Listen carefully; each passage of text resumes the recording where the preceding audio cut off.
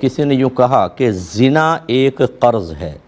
اگر کسی نے زنا کیا تو گھر سے کوئی عورت، بہن یا بیٹی وغیرہ اسے چکائے گی، کیا یہ صحیح ہے؟ بالکل غلط ہے۔ لا یکلف اللہ نفسا الا وسعها، اللہ تعالیٰ کسی جان کو اس کی ہمت سے زیادہ آزمائش میں مبتلا نہیں کرتا۔ اگر ہماری بیٹی نے، بہن نے کوئی غلط کام کیا ہی نہیں، کیا کسی اور نے، اور اللہ تعالیٰ ان کو زنا کے اندر معاذ اللہ ثم معاذ اللہ ان کے لیے زنا کے معاملات آسان کر دے، یہ کیسے؟ اللہ تعالیٰ کسی کی سزا کسی کو نہیں دیتا، یاد رکھیں۔ جو یہ کہتے ہیں نا کہ جی ماں باپ کے گناہوں کی سزا اولاد کو ملتی ہے، بالکل غلط۔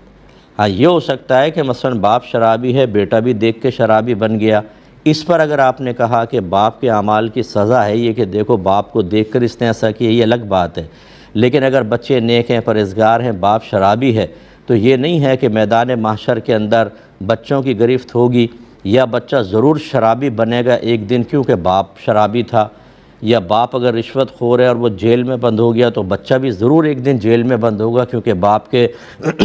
گناہوں کی سزا اولاد کو ملتی ہے، ایسا بالکل بھی نہیں ہے۔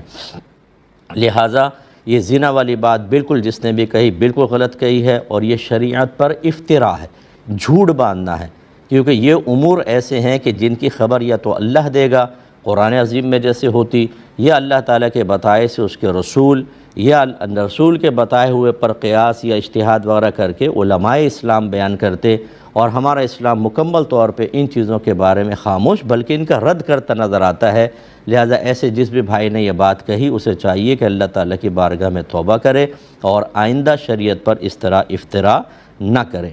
ایک انہوں نے کہا کہ شوہر نے 2 طلاقیں لکھ کر دی ہیں اور کنایہ الفاظ کے ساتھ دی ہیں، اور رجوع نہ کیا اس نے تو ہو گئی یا نہیں، اور اگر رجوع کرے تو کتنے وقت تک رجوع کر سکتا ہے؟ دیکھیں پہلے ایک بات سمجھ لیجئے کہ ایک طلاق ہوتی ہے جس کو صریح کہتے ہیں، دوسری کنایہ طلاق کہلاتی ہے، اور یہ 2 قسمیں جو ہیں وہ شوہر کے الفاظ کی ادائیگی پر موقوف ہوتی ہیں۔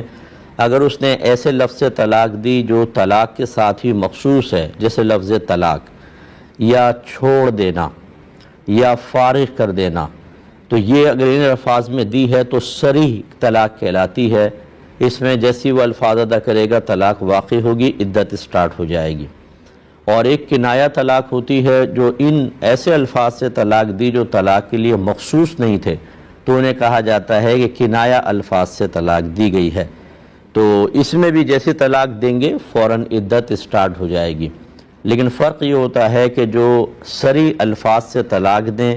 اسے طلاق رجعی کہتے ہیں، اور جو کنایہ طلاق سے طلاق ہوتی ہے اسے طلاق بائن کہا جاتا ہے۔ اب رجع اور بائن کیا ہے کہ صریح لفظ سے طلاق رجع ہوتی ہے یعنی طلاق ہو جاتی ہے، لیکن جب تک 3 حیض نہ گزریں شوہر کو بیوی سے بغیر نکاح کے رجوع کی اجازت ہوتی ہے،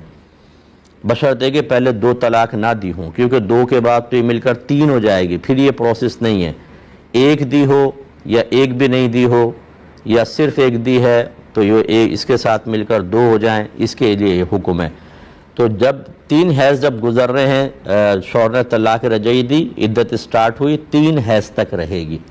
اور اگر فرض کر لیں عورت حاملہ ہے تو پھر جب تک بچہ پیدا نہیں ہوگا اس کی عدت چلتی رہے گی۔ تو طلاق رجعی میں یہ ہوتا ہے کہ شوہر عدت کے دوران بغیر نکاح کے بیوی سے رجوع کر سکتا ہے، جس کے لیے بہترین قولی طریقہ ہوتا ہے کہ بیوی سے کہہ دے میں نے تجھ سے رجوع کیا، یا بیوی موجود نہیں تو گواہ بنا لے کہ بھی گواہ رہو میں نے اپنی بیوی سے رجوع کر لیا۔